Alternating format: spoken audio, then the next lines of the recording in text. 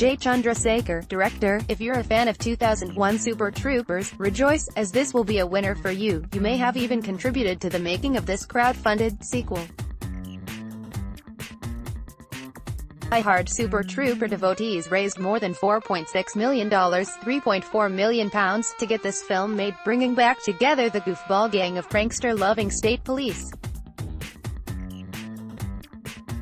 However, this time they take their unique brand of law enforcement north of the border after a small bit of Canada is reclassified as U.S. soil. Now working in construction after being fired first as state troopers in the original movie, and then as police officers in the ensuing years due to a ride-along gone wrong with former child star Fred Savage, Armac, Steve Lemmy, and Rabbit Eric Stolhansky, still thought of as a rookie, under supervisor Farva, Kevin Heffernan.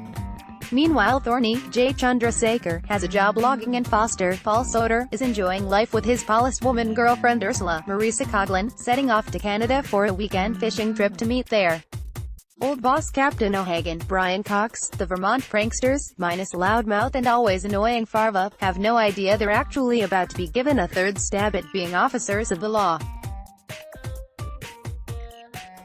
Bringing back Linda Carter for another turn as Governor Jessamine, the former troopers learn that due to a recent land survey, a small section of Canada is actually meant to be part of America, with the U.S.'s northern neighbors agreeing to hand the land back over.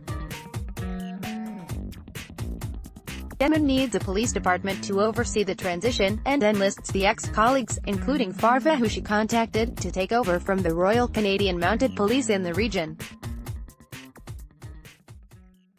Welcomed by Mayor Guy Lafranc, Rob Lowe on hilarious form, also the town's brothel owner, embassy worker Genevieve Bois, Emmanuel Shrieky, and three Mounties, Tyler Labini, Hayes MacArthur, Will Sasso. The 6 Americans are thrown into the deep end when they accidentally discover a smuggling plot. As well as having to find out who the mastermind smuggler is, the gang also have to deal with anti-US sentiment, as well as 3 disgruntled Canadian cops. Make no mistake, Super Troopers was made for fans, so if you haven't seen the original, then this isn't a film for you. The first one, written and directed by the 5 lead actors, aka the Broken Lizard comedy team, became a cult classic, especially loved by stoner college kids, and so that's who they're still catering to. That means more stupid jokes, more slapstick comedy and another ridiculous plot. Plus there are lots of nods to the original, including the meow scene, with stand-up comic Jim Gaffigan even returning for Meow Round 2. Much of the jokes this time around come at the expense of Canadians, something that will draw much bigger laughs from American fans than with us Brits.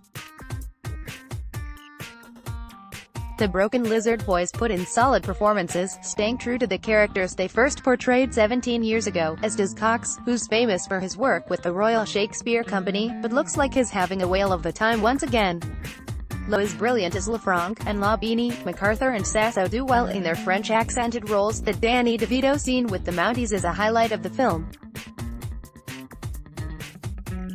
Sean William Scott and Damon Wayans Jr.'s cameo is also fun. Super Troopers 2, again directed by Chandrasekhar, is not clever comedy, but if you're one of those that loved the first flick, don't miss out on the sequel.